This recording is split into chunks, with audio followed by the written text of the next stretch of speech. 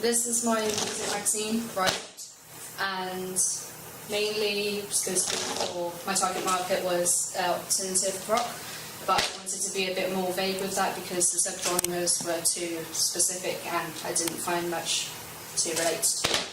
I have used the main layout from a Kerrang magazine, and I have stuck to the posters on the side. However, the original one actually had photos here and a photo there as well, but I changed that to as I thought it was too much on the front cover. I have also added in a few more cover lines as I thought there wasn't enough, and I wanted it to have a punky copy and paste effect, and also involved a little band being so it interests the target market and just makes them a lot more approachable in a way. Yeah. Here's my contents page, if I can get out of the way. And I've used an advert that's found and it's crossed out because it's not my own work. I also used Kerrang here as I wanted it to flow and I wanted the cover and the other pages to connect. I've used a lot of space for photos as I used quite a few, and because there was quite a few space as well after, I've also included competitions and subscription boxes. I've kept them all in the line as they're a lot clearer, and I want my target audience to be engaged by it, so I have put all of the bands in. This is my double page spread, and the double page spread I used my layout for actually had the image going over the middle page line. I also have a banner at the top because it interests the target audience and they are able to see what the story actually is about before actually reading it.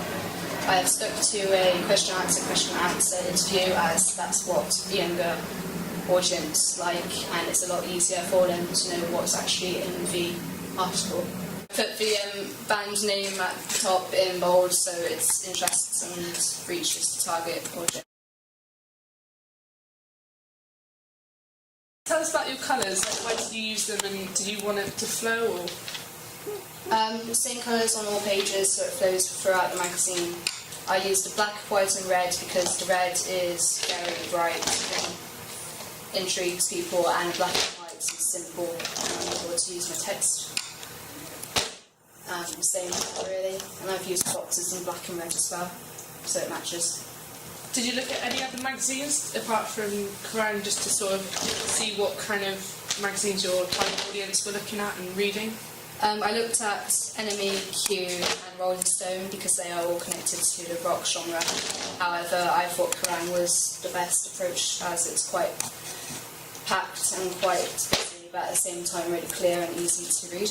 What roles and stereotypes are being represented or challenged here?